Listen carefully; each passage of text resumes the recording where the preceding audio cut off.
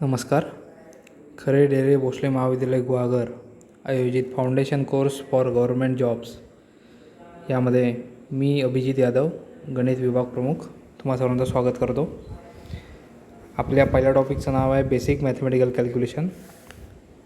या टॉपिकमध्ये आपण 4 सब पॉईंट आहेत आपले: multiplication of 2 digit and 3 digit, square and square root, cube and cube root and percentage.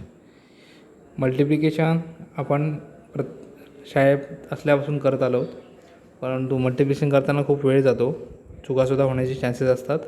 तर आपल्याकडे एक बॉक्स मेथड आहे, ज्यामुळे 2 digit, 3 digit, 4 digit, 5 digit, what ever may be the digit number multiplication करणं खूप सोपं जातं. पहिलं एक्झाम्पल घेऊया आपण. 24 × 36. तर बॉक्स जसं लिहिलं आहे त्याप्रमाणे आपल्याला एक बॉक्स काढायचा आहे. एक 2x2चा बॉक्स काढायचा आहे. 2 रोज, 2 कॉलम्स. इथे नंबर लिहायचा 2, 4, 3, 6. आता ह्याच्यामध्ये आपल्याला डायगोनल टाकायचे छोटे छोटे. असे मी डायगोनल टाकले.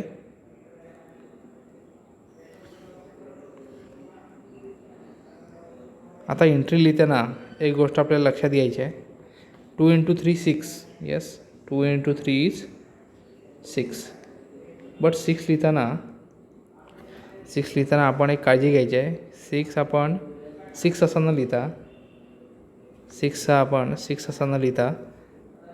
06 असा 2 प्लेसेसमध्ये लिहायचा आहे. आणि तो लिहिताना आपण इथे 06 असं लिहिणार.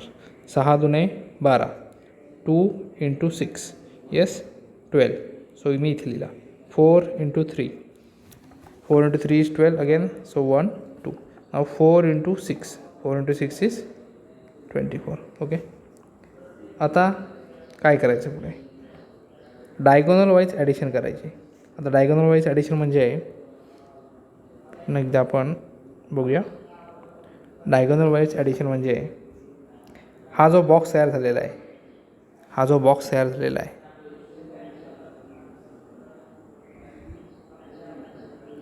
जो इथे जो बॉक्स तयार झालेला आहे, इथे ट्रायंगल दिसतो आहे, ह्याची ॲडिशन करायची. ह्याची ॲडिशन आली आहे 4, जी मी इथे लिहिली. त्यानंतर हा जो बॉक्स तयार झालेला आहे, या बॉक्सची ॲडिशन करायची. सो 2 + 2 + 2 इज 6, तो मी इथे लिहिलेला आहे. त्यानंतर 1 + 6 + 1, 1 + 6 + 1 इज 8, ते मी इथे लिहिलेलं आहे. 0 जसा तसा लिहिलेला आहे. सो माझं फायनल आन्सर आलेला आहे 864. Now you can check 24 × 36 is nothing but 864. अजून एक प्रॉब्लेम आपण घेऊया. एक बॉक्स काढूया पटकन. 35 × 42, 35 × 42, again 2x2, 2 rows, 2 columns. So 3, 5 and 4, 2. Diagonal टाकले मी. 4 × 3 = 12. सो इथे मी 12 लिहिला. 1, 2, 3 दुने 6, 06 हे विसरायचं नाही आहे. नंतर 4 × 3 = 12, 5, 4, 20. सो 2 0, 5, 2, 10. सो 1 0. अगेन सम करताना लक्षात घ्या, अशी बॉक्स वाईज आपल्याला सम करायची आहे. सो 0, इथली सम आली 0, सो 0च्या ठिकाणी मी 0 लिहिला. नंतर 0 + 1 + 6 इज 7, 7 मी तसाच लिहिला. 2 + 2 + 0 इज 4, तो मी तसाच लिहिला. 1 is 1. So my answer is 1470. आता जसं आपण 2 नंबरचे मल्टिप्लिकेशन केला, तसंच आपण 2 नंबरचा तर का आपल्याला स्क्वेअर काढायचा वेळ आली. ओके. 32 × 32 मीन्स आपल्याला 32चा स्क्वेअर काढायचा आहे. Square means nothing but multiplication of same number again. So आता इथे आपण स्क्वेअरसुद्धा, कुठल्याही 2 नंबरचा स्क्वेअरसुद्धा आपण पटकन काढू शकतो. हा तुम्ही आता प्रॅक्टिस करा. इथे 32, इथे 32 लिहायचा, इथे डायगोनल टाकायचा, इथे सगळ्या एंट्री लिहायच्या, त्यांची बॉक्स वाईज ॲडिशन करायची. तुम्हाला इथे ॲन्सर येईल. याचा ॲन्सर येतं 1024 हे त्याचा ॲन्सर आहे. हे तुम्ही ट्राय करा. थोडक्यात मल्टिप्लिकेशन करता आली त्याच्यामुळे आपल्याला स्क्वेअरसुद्धा काढता येत आहेत. सिमिलरली प्रत्येक वेळी नंबर 2 डिजिटच नसेल, 3 डिजिटचा नंबर असतो. एक 3 डिजिटचा प्रॉब्लेम आपण सॉल्व करूया. आता 3 डिजिटला लक्षात घ्या. 3 rows 3 columns, 3 rows and 3 columns. Diagonal टाकायचे. इथे डायगोनलची संख्या आता वाढेल. नंबर लिहून घेऊया आपला 1 2 3 4 5 6. आता आपण मल्टिप्लिकेशन करूया sale wise. So 1 into 4 is 4, 1 into 5 is 5, 1 into 6 is 6, 2 into 4 is 8, 2 into 5 is 10, 2 into 6 is 12, 3 4 12, 3 5 15, 3 6 18. इथे आला 8, मी इथे 8 लिहिला. 5 + 1 + 2, 5 3 are 8, सो मी इथे 8 लिहिला. 2 + 1 3, 3 + 0 3, 3 + 1 4, 4 6 10, मी 10 लिहिला. अगेन 1 8 9, 1 10, 10 5 15, 15 zeros are 15, 15 लिहिला. 0 4 0 is 4, zeros are 0. आता इथे एक गोष्ट लक्षात घ्या, प्रत्येक सेलमध्ये एकच एंट्री आहे. सो 8च्या ठिकाणी मी 8 लिहिला. अगेन 8च्या ठिकाणी 8 लिहिला. पण आता इथे 10 असा नंबर आहे, इथे 10 असा नंबर आहे. तर त्यातला युनिट प्लेसचा जो नंबर आहे तो फक्त इथे लिहायचा. हा जो शिल्लक आहे त्याला हाचा म्हणतो, तो कॅरी फॉरवर्ड करायचा. सो 15 + 1, 15 + 1 झाला 16. सो 6 लिहिला. 1 इथे परत फॉरवर्ड झाला. 4 + 1 5, 5 5 0 is 0. So my final answer is 5 6 0 8 8. Okay. अशा प्रकारे तुम्ही 2/2 3/3 कुठल्याही नंबरचे मल्टिप्लिकेशन करू शकता. आता एखादा तुम्हाला नंबर दिला त्याचा स्क्वेअर रूट पटकन कसा काढायचा, हा एक प्रॉब्लेम आपल्याला बऱ्याचदा विचारला जातो. एक नंबर आपण डिरेक्टली घेऊया. Square root of 3 2 4. आता एक गोष्ट लक्षात घ्या, असे कुठले 2 नंबर आहेत किंवा असा कुठला नंबर आहे ज्याचा स्क्वेअर केला तर लास्ट डिजिट 4 येतो. तर आपल्याला काय माहिती आहे, तर 2 स्क्वेअर इज 4, लास्ट डिजिट 4 येतो. अजून काही आहे का, तर आहे 8 स्क्वेअर इज 64. 64मध्ये युनिट काय आहे 4. म्हणजेच हा जो नंबर आहे 3 2 4, 3 2 4चं जेव्हा मी स्क्वेअर रूट घेईन तेव्हा मला एक गोष्ट लक्षात येते, स्क्वेअर रूटमध्ये मला 2 चॉईसेस मिळतात. त्या दोन चॉईस का मिळतात, एक तर 2 किंवा 8. ओके, एक तर 2 किंवा 8. सो 2 चॉईस मला मिळतात. याच्या एका युनिट प्लेसला 2 असेल, दुसऱ्या युनिट प्लेसला 8 असेल. ओके. आता 3कडे बघायचं. 3कडे बघितल्यावर काय करायचं, तर 3 हा नंबर अशा कुठल्या 2 नंबरच्या स्क्वेअरमध्ये येतो, अशा कुठल्या 2 नंबरच्या स्क्वेअरमध्ये येतो. तर 1 square is 1, 2 square is 4. So 3 lies in between 1 square and 2 square. मला 2 आता नंबर मिळाले. मला काय होतं, मला 2 नंबर हवे होते ज्या 2 नंबरच्या स्क्वेअरमध्ये हा जो फर्स्ट नंबर आहे 3, हा 3 येतो. तर मला 2 नंबर मिळाले 1 and 2. तर या दोघांमधला लहान कोण आहे, choose smaller number, choose smaller 1. या दोघांमधला लहान आहे 1. सो मी इथे 1 लिहिला, इथे 1 लिहिला. आता माझ्याकडे 2 चॉईसेस आहेत. Square root of 3 to 4 is either 12 or 18. आता या दोघांमधला कसा चूज करायचा, तर काय करायचं, हे जे 2 नंबर आपल्याला मिळालेले आहेत 1 आणि 2, या 2 नंबरची मल्टिप्लिकेशन करायची. या 2 नंबरची मल्टिप्लिकेशन करायची. 1 and 2 इज 2. हे जे 2 नंबर आपल्याला इथे मिळाले, या 2 नंबरची मल्टिप्लिकेशन केली, मला प्रॉडक्ट मिळाला 2. तर हा 2 नंबर हे आपल्या 3पेक्षा लहान आहे की मोठा आहे, सॉरी 2 नंबर नाही, तर आपला हा जो 3 नंबर आहे, आपला नंबर आहे 3, हा 3 नंबर आलेल्या प्रॉडक्टपेक्षा लहान आहे की मोठा आहे, तर मोठा आहे, ग्रेटर आहे. तर आपल्याकडे जे 2 चॉईस आहेत, या 2 चॉईसमधला आपला जो ग्रेटर ऑप्शन आहे तो ऑप्शन आपण चूज करायचा. So square root of 3 to 4 is 18. अजून एक प्रॉब्लेम तुम्हाला समजून सांगतो. Square root of 4489. Square root of 4489. Last digit is 9. असे कुठले दोन नंबर आहेत यांचा स्क्वेअर केला युनिट प्लेसला 9 येतो? तर मला माहिती आहे 3 square is 9 and 7 square is 49. 3 आणि 7 असे दोन नंबर आहेत ज्या दोघांचा स्क्वेअर केला तर येणाऱ्या स्क्वेअरच्या युनिट प्लेसला 9 हा नंबर आहे. सो स्क्वेअर रूट काढताना माझ्याकडे दोन ऑप्शन येतात. एकतर पहिल्या नंबरच्या एंडिंगला 3 असेल किंवा युनिट प्लेसला म्हणजेच एंडिंगला 7 असेल. दोन चॉईस झाले. आता आपला जो इथे दोन दोनचे स्केल सेल करायचे, दोन दोनचे आपण पार्ट करायचे. स्क्वेअर रूट काढतो आहे. आता नंबर आहे 44. जसा इथे आपण 3 चूज केला. 3 का चूज केला तर हा एक पार्ट झाला 24 आणि एक शिल्लक राहिलेला पार्ट 3. जसा आता 89चा एक पार्ट तयार केला, एक सेल तयार केला आणि शिल्लक राहिलेला नंबर 44 आहे. तर 44 कुठल्या दोन नंबरच्या स्क्वेअरमध्ये येतो? तर मला माहिती आहे 36, 36, 6 स्क्वेअर अँड 7 स्क्वेअर 49. तर 6 आणि 7 या दोन नंबरच्या स्क्वेअर्समध्ये 44 हा नंबर येतो. मला दोन नंबर मिळाले. या दोन नंबरमधला लहान कोण आहे? Which one is smaller? तो 6 इज स्मॉलर. सो इथे मी 6 लिहिला.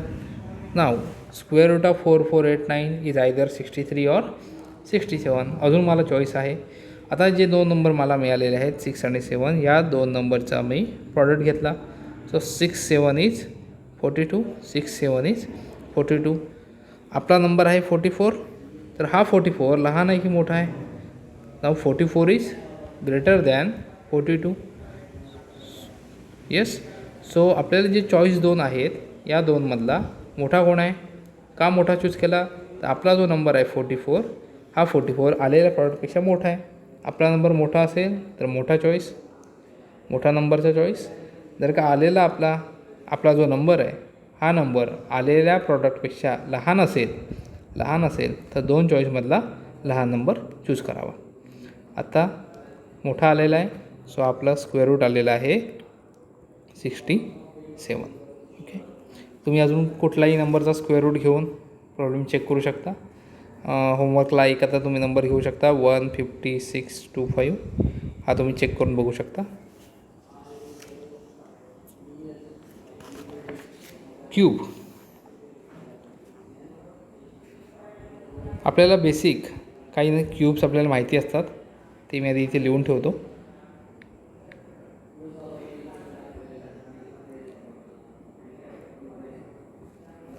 आपल्याला काही क्यूब्स माहिती आहेत. ते क्यूब्स आपल्याला 1 to 10 क्यूब्स आपल्याला लागतात बऱ्याचदा.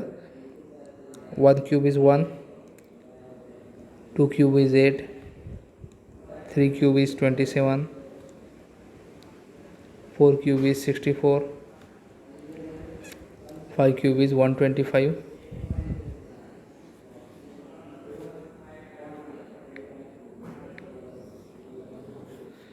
Again 6 cube is 216, 7 cube is 343, 8 cube is 512. हे जे squares basic cube root square root जे आहेत बेसिक हे तुम्ही एका पेजवर लिहून तुमच्याजवळ नेहमी ठेवत जावा. प्रॅक्टिस करून हे तुम्हाला लक्षात येतील. पाठ करायची गरज नाही आहे, पाठ होऊन जातील. ओके. आता 10पर्यंतचे क्यूब आपण थोडक्यात पाठच करू किंवा वापरून करून आपल्याला लक्षात येतील. 10च्या वरचे जे नंबर असतात त्यासाठी एक बेसिक फॉर्म्युला आहे. फॉर्म्युला आहे AB क्यूब. फॉर एक्झाम्पल जर का 2 डिजिट नंबर असेल, इथे 14 आहे, सो Aची व्हॅल्यू आली 1, Bची व्हॅल्यू आली 14. तसंच AB cube. Now AB cube is A cube 3A square B, 3AB square and B cube. हा फॉर्म्युला तुम्ही लक्षात ठेवा. आता 14चा आपल्याला क्यूब काढायचा आहे. 14 क्यूब. इथे आपल्याला एची व्हॅल्यू आली 1, बीची व्हॅल्यू आली 4. तर 14 क्यूब काय येईल, तर पहिले मी ए क्यूब करणार. सो 1 क्यूब केला मी. त्यानंतर 3 A square, 1 square is 1, B is 4, then 3 A B square, now 4 square is 16, then B cube, B cube is 4 cube. आता जर का मी सगळे नंबर लिहिले तर आला इथे 1, 3 1 4 is 3 1 4 is 12, 3 1 6 is 48, and 4 cube is 64.